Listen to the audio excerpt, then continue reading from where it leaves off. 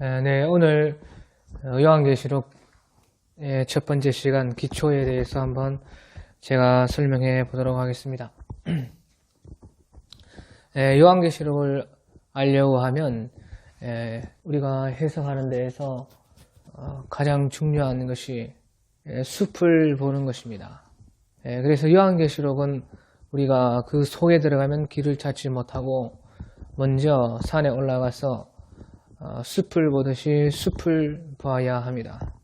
그것이 쉽게 말하면 구조라 이렇게 말할 수가 있습니다. 그래서 첫 번째는 우리가 요한계시록을 풀기 위해서는 구조를 알아야 됩니다.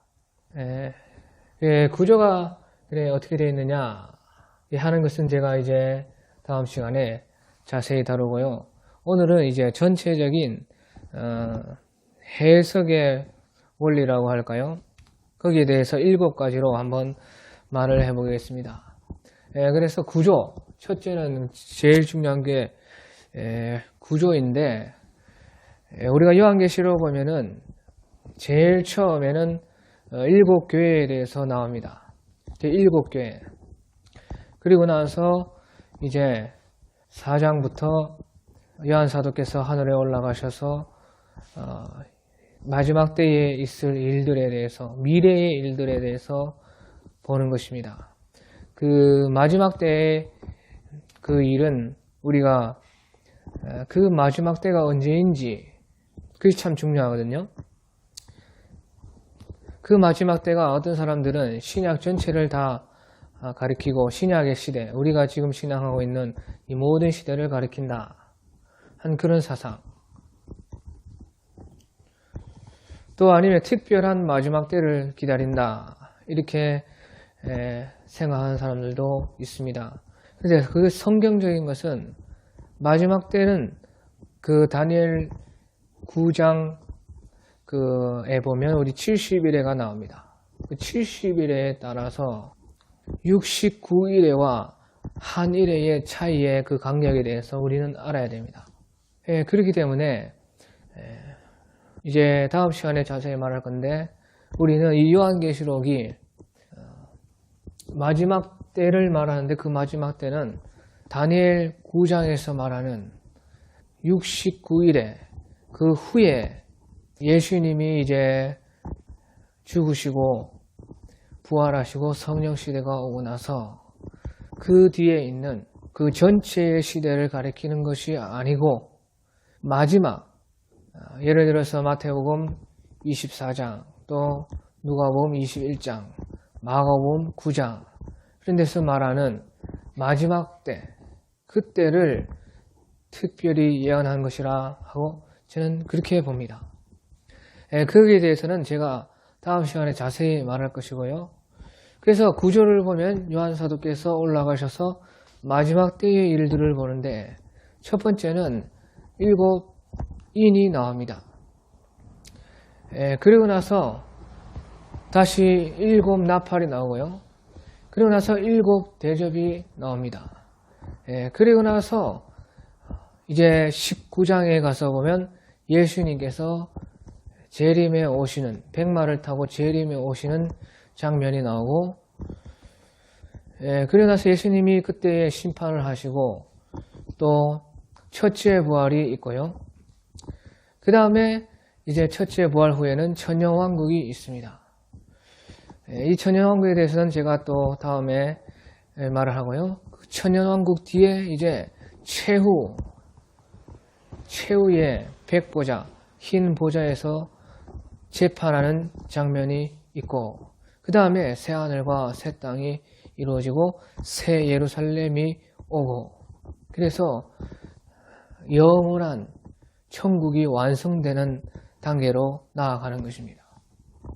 그래서 이 가운데 가장 중요한 것이요, 이런 전체적인 줄거리를 알고 나면 가장 중요한 것은 우리가 그 속에서 7째 인이 어디 위치해 있는가 하는 이것이 가장 중요합니다. 이것이 요한계시록을 푸는 핵심 포인트입니다. 7째 인이 어떻게 된 것이고 어떻게 풀어야 되고 어디에 이 요한계시록이 나아가는 방향에서 어디에 있는지 그것을 확실히 알아야지 이제 모든 구조가 풀리게 됩니다. 그 다음에 이제 이어서 이어지는 것이 3년 반입니다. 그 3년 반을 요한계시록에서는요 1260일 또 한때 두때 반때 이렇게 말하고, 특별히 우리가 다니엘서 12장에 보면은 1290일이 나오고요 1335일이 나와서 1260일보다 75일이 더 많은 것이 기록이 되어 있습니다. 그래서 그것은 자세한 것이고 나중에 볼 수 있고, 제일 중요한 것은 1260일, 또 이것을 달러 계산하면 42달이 됩니다. 또 때로 말하면 한때가 있고요 두때가 있고 반때. 그러니까 한때라는 것은 그야말로 한때고, 두때라는 것은 한때보다 긴 시간이라는 거죠. 한때에 비해서 길다. 그 다음에 반때라는 것은 이제 짧다는 것입니다. 급하게 무슨 일이 일어난다는 것이죠. 그래서 이 3년 반이 어떻게 해석하느냐에 따라서 요한계시록이 확연하게 달라집니다. 그래서 3년 반은 어떤 사람은 다니엘서 9장 27절의 한 일회가 7년인데 그 7년에 전반과 후반을 따져서 해석하게 됩니다. 그래서 이것을 어떻게 해석하느냐에 따라서 요한계시록이 해석이 완전히 다른데, 요한계시록에서는 어디 전 3년 반이다, 후 3년 반이다 그런 말은 전혀 나오지 않습니다. 그것은 전적으로 다니엘 9장에 27장에 나온 한 일회를 가져와서 해석하는 해석입니다.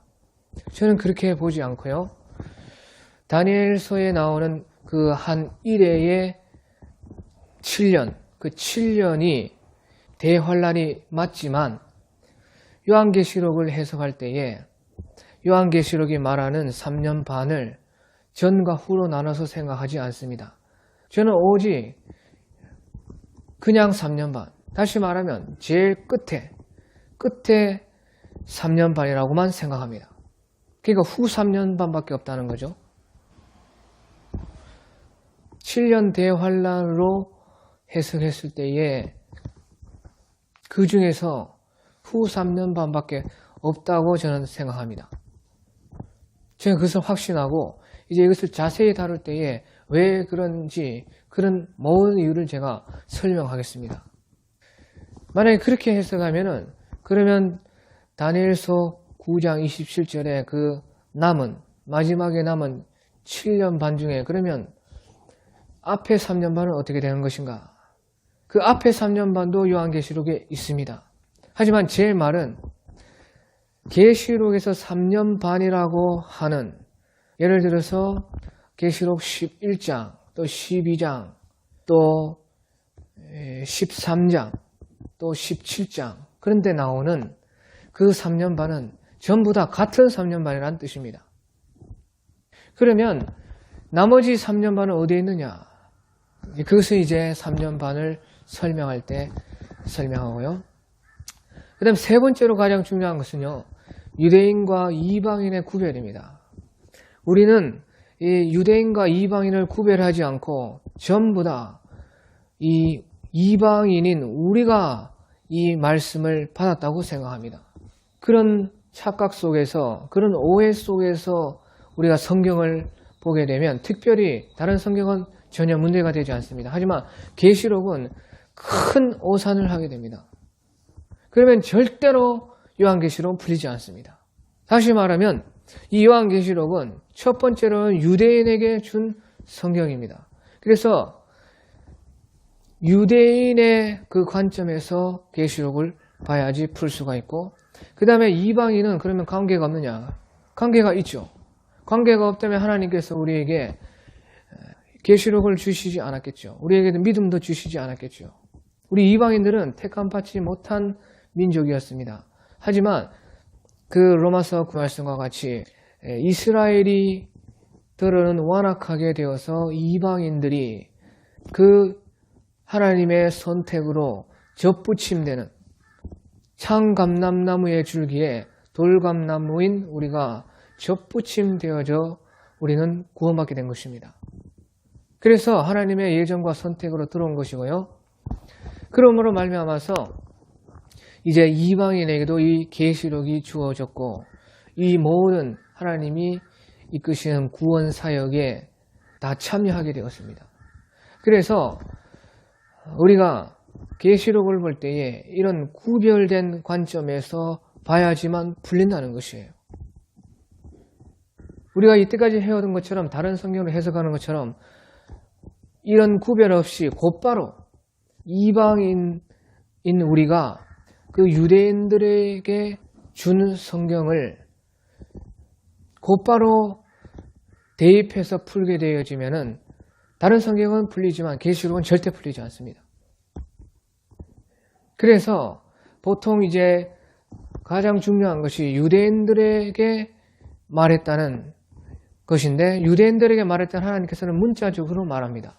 이것이 핵심입니다. 지금 유대인들에게 성경을 예언하실 때에 특별히 계시록과 또 소선지서에 나오는 여러 예언들은 문자적으로 유대인들에게는 이루어집니다.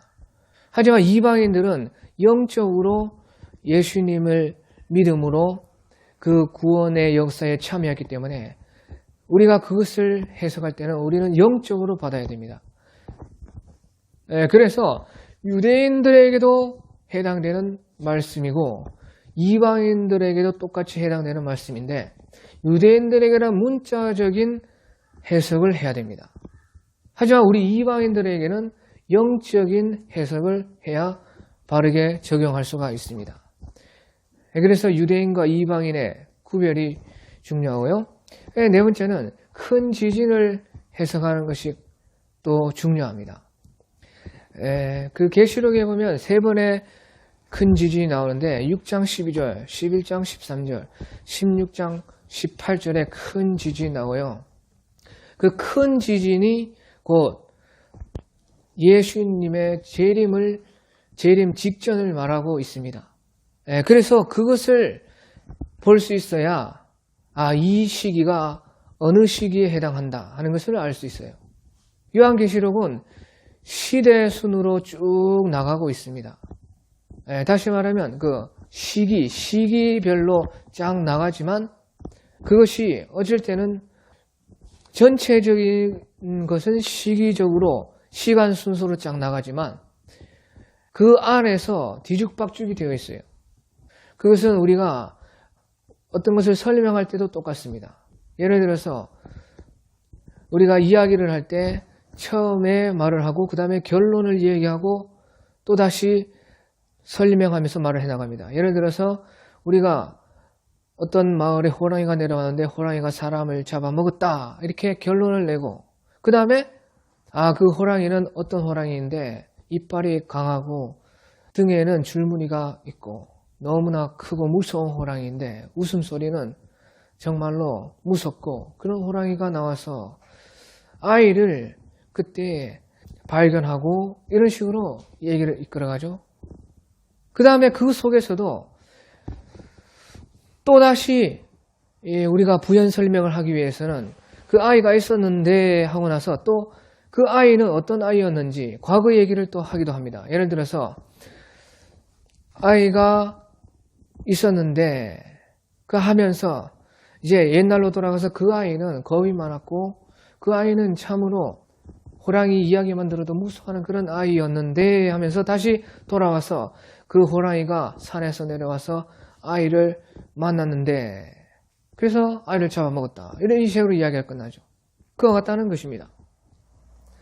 그처럼 시간 순으로 말을 하고 있지만 그 속에서 여러 가지 설명을 하기 위해서 끝에 갔다가 다시 돌아가기도 하고 다시 돌아갔다가 다시 전진하기도 하고 다시 또 돌아와서 또 설명하기도 하고 이렇게 한다는 것입니다. 근데 그것을 알 수 있는 것이 시기를 알 수 있는 것이 바로 이 큰 지진에 있습니다. 큰 지진이 나왔다는 것은 바로 예수님의 재림 직전을 말하고 있다는 것입니다. 우리가 6장 12절에 보면 6째 인을 떼었을 때에 큰 지진이 납니다. 그리고 하늘이 두루마리와 같이 말려서 없어지고 또 성과 산이 제자리에서 옮겨지고 사람들은 바위 틈에 숨어서 우리 위에 떨어져서 우리를 덮으라. 하나님의 보좌와 어린 양의 진노에서 우리를 가리우라. 그렇게 얘기해요. 그러면 그때에 예수님이 하나님의 보좌와 함께 예수님께서 재림했다는 것이죠. 그런데 재림했다고 얘기해놓고 다시 이제 요한계시록은 다시 전개됩니다. 그런 식으로 갔을 때에 우리가 큰 지진을 보면 알 수가 있습니다. 그리고 참고로 이제 큰 지진에 해당하는 지진이 또 있는데요. 8장 5절, 11장 19절에 거기에 나오는 지진은 이제 크다고 얘기는 안 했지만 우박과 번개와 내성과 지진이라 했습니다. 그것도 이제 큰 지진에 해당하는 지진입니다. 그것이 이제 두 번 나오는데 8장 5절, 11장 19절에 나옵니다. 그래서 왜 그러면 이게 이 8장 5절과 11장 19절은 그러면 왜 그냥 지진을 했는데 왜 그것이 큰 지진에 해당하느냐? 그것은 번개와 우레와 내성과 우박을 동반했다는 사실을 우리가 알 수가 있어요. 그래서 우리가 그 요한계시록 16장 21절에 보면 중수가 1달란트나 되는 큰 우박이 하늘로부터 사람들에게 내려서 이제 모든 심판을 완성하는 것을 봅니다.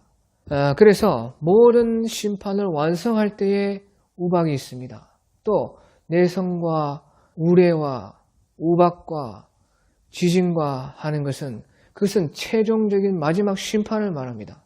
그래서 8장 5절, 11장 19절에도 그것이 나오거든요. 그것은 최종 심판을 말하게 되는 것입니다. 다시 말하면 이야기에서 끝을 미리 말하고 다시 부연 설명을 위해서 또 다른 이야기가 전개된 것입니다. 그리고 이제 우리가 다섯 번째로 중요한 것은 환난 후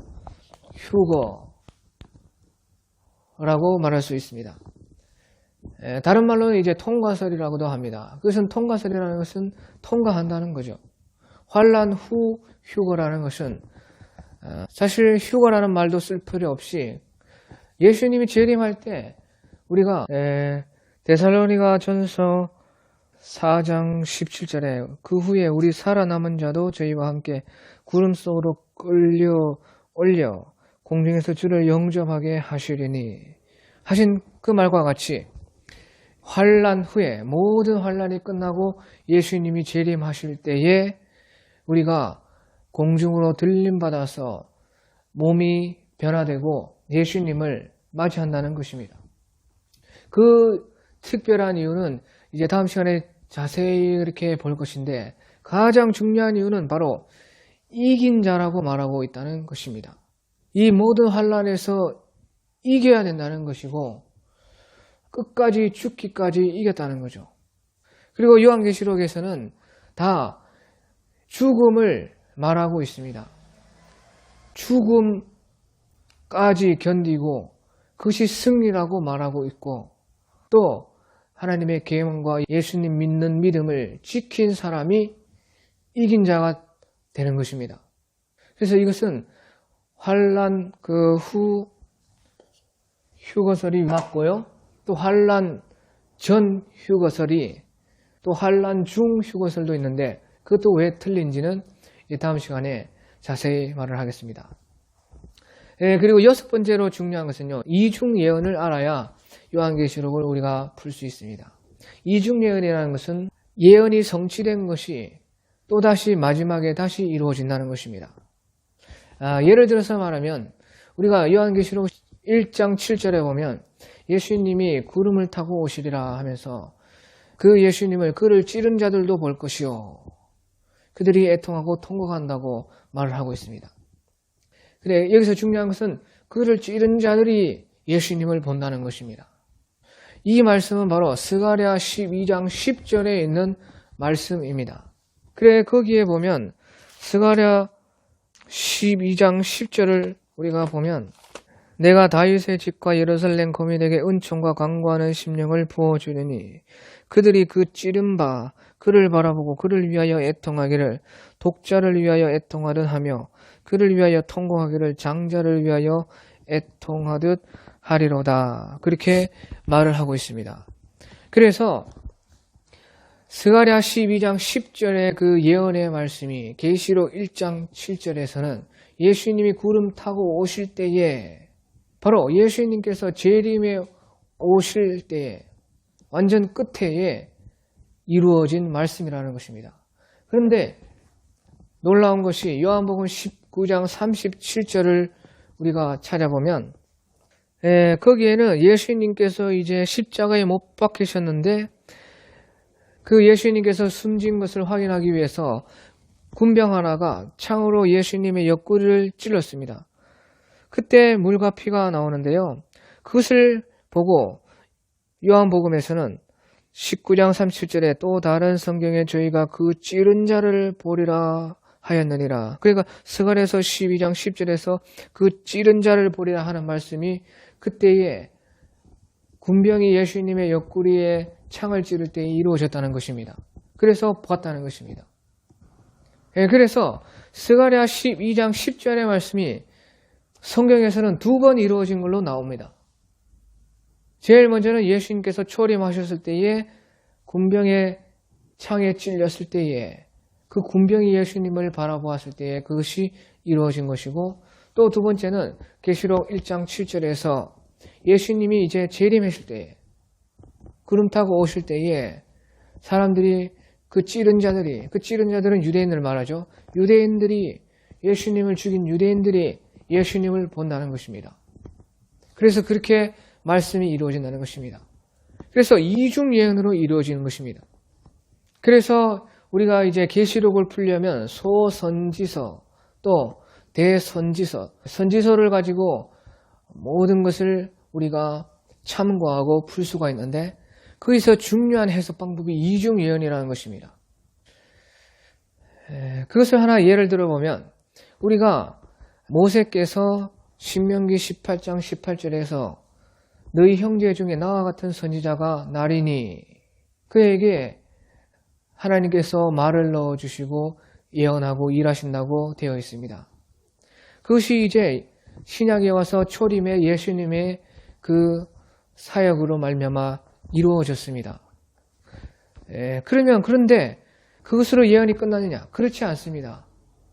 우리가 계시록을 보면 계시록 11장 10절에 보면 두 선지자가 나오는데 그때의 선지자의 이름은 나오지 않지만 그 행하는 이적들을 보고 그들이 하는 사역을 보면은 3년 반 동안에 바로 모세와 같은 사람이라는 것을 알 수가 있습니다.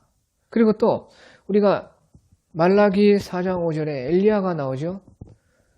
엘리야가 와서 앞서 예비하고 그가 아비의 마음을 자녀에게로 돌이키게 하고 자녀들의 마음을 그들의 아비에게로 돌이키게 하리라. 돌이키지 아니하면 두렵건대 내가 와서 저주로 그 땅을 칠까 하노라. 그렇게 말라기 4장 6절에서 말했습니다.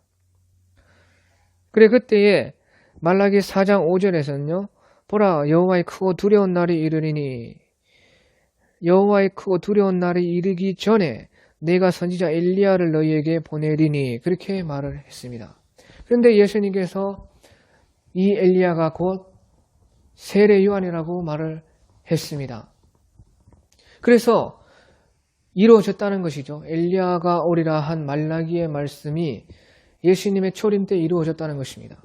그런데 우리가 또 계시록 11장 10절을 보면은 3년 반 동안 두 선지자가 일할 때에 한 사람은 모세와 같이 일하고 한 사람은 비가 오지 않게 하는 엘리야의 기적과 같이 일을 합니다. 그러니까 엘리야와 같은 분이라는 거죠. 그 선지자 중에 한 사람은요.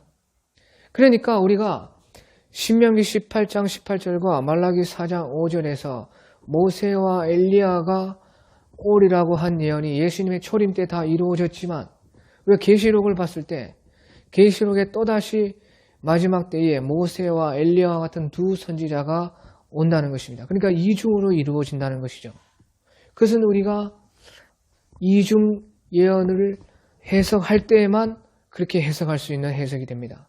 그런데 이것이 계시록과 선지서와 참고해서 해석할 때에 반드시 필요한 해석이라는 것이죠. 그래야지 계시록이 풀 수 있다는 것입니다. 계시록을 풀 수 있다는 것입니다. 그리고 이제 7번째는요. 바로 유대인의 회개의 시기입니다. 이것은 크게는 중요하지 않지만 그래도 계시록과 소선지서 또 대선지서 이렇게 선지자들이 마지막 때에 예언한 것을 해석할 때에 꼭 필요한 지식입니다. 유대인들이 언제 회개하느냐? 사람들은 다 이제 막연한 생각으로 마지막 때에 회개한다 그렇게 말을 하고 있습니다. 그의 마지막 때에 회개하니까 빨리 예루살렘에 가서 백투더 예루살렘에 가서 그 유대인들을 선교하고 복음으로 오게 해야 된다는 것입니다. 그것은 어떤 면에서는 맞는 말이지만 어떤 면에서는 틀린 말입니다. 유대인들의 시기가 언제이냐? 그것을 정확하게 성경적으로 알아야 됩니다. 유대인들의 회개의 시기는 언제인가? 그것은 우리가 앞에서 봤듯이 스가랴 12장 10절에 보면 내가 다윗의 집과 예루살렘 거민에게 은총과 강구하는 심령을 부어주리니 그들이 그 찌른 바 그를 바라보고 그를 위하여 애통하듯 하기를 독자를 위하여 애통하듯 하고 그를 위하여 통곡하기를 장자를 위하여 통곡하듯 하리라. 이 말은요. 그 찌른 바 그를 바라보고 그러니까 예수님을 유대인들이 바라본다는 거죠. 찌른 사람들은 유대인들이니까요. 그 찌른 유대인들이 예수님이 오시는 것을 바라보고 애통한다는 것입니다. 그 말은 우리가 이제 죽었다. 이제 다 끝났다. 우리가 잘못 알았다 하는 애통이 아니고요. 앞에서 보면은 다윗의 집과 예루살렘 거민에게 은총과 강구하는 심령을 부어주어서 애통한다는 것입니다. 그러니까 예수님께서 재림에 오실 때까지 그들은 믿지 않고 있다가 예수님이 오실 때에 하나님의 특별한 은총과 강구하는 심령을 받아서 그때 그들이 회개한다는 것입니다. 예수님을 보고 그들이 회개해서 마지막 때에 그때의 끝에 돌아온다는 것입니다. 그래서 똑같은 말씀이 스가랴 13장 1절에도 나와 있는데요. 그날은 예수님이 재림하는 그 날입니다. 그날에 죄와 더러움을 씻는 셈이 다윗의 족속과 예루살렘 거민을 위하여 열리리라. 그날에 열린다는 것입니다. 마지막 때에 막연하게 열린다는 것이 아니고 유대인들이 완전하게 다 돌아오는 것은 남은 유대인들이 돌아온다는 것은 예수님께서 재림하실 때에 재림의 모습을 보고 그때에 죄와 더러움을 씻는 셈이 그들에게 열려서 예수님께 돌아온다는 거죠. 하지만 이제 특별히 그러기 전에 돌아오는 사람을 이제 요한계시록 7장에 보면 14만 4천이라는 것입니다. 그래서 요한계시록 14장에 보면은 그 14만 4천을 두고 첫 열매라고 했습니다.